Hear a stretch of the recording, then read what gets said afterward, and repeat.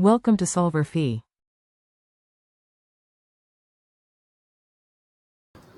What happens if we replace the monochromatic source of light in Young's double slit experiment with white light? So in the chapter, in a footnote, it notes that for the first off-center maximum in the interference pattern has this equation, where the wavelength is equal to the spacing between the slits times the sine of the angle, which probably bears a little bit of explanation. Here we have our slits.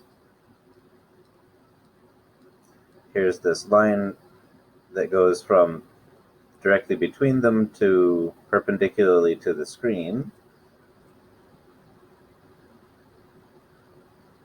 And then the points on the screen are sort of described by their angle from this line.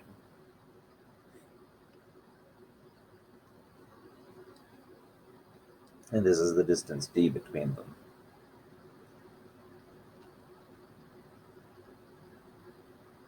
So we can quickly rearrange this.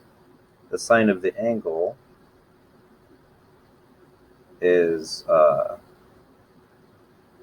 lambda over d. Now d is the same in all cases because this is just the spacing between the slits.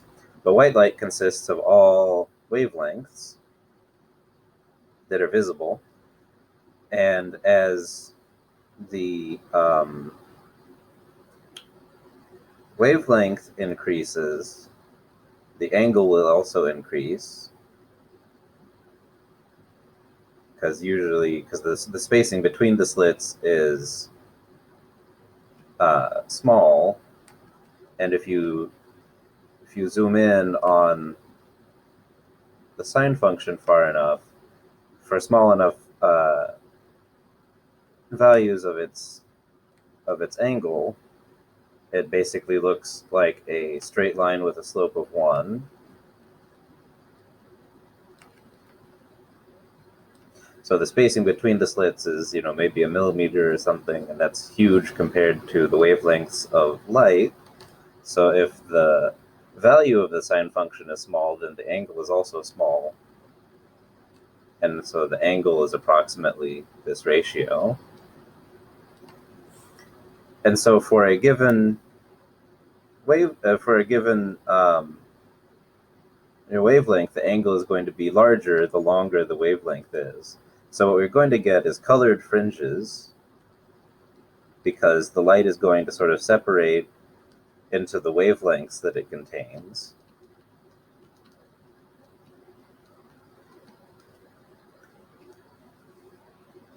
And so the red light has the longest wavelengths, so that'll be sent to the largest angles. And then similarly, blue will be like over here, and then green will be somewhere in the middle.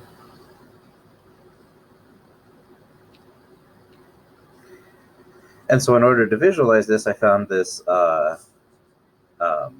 picture someone took and released it for everyone to use of this phenomenon.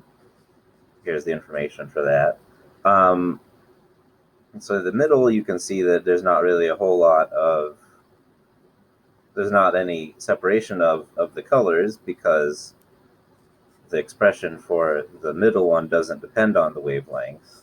But for the first fringe to either side of that, and then subsequent ones, the angle does depend on the wavelength.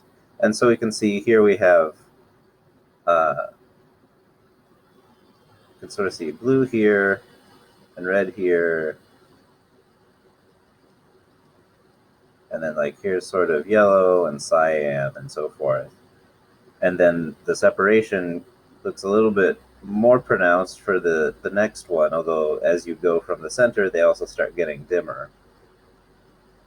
But in any event, you can see here pretty clearly that the fringes have sort of colors as the light gets separated into its sort of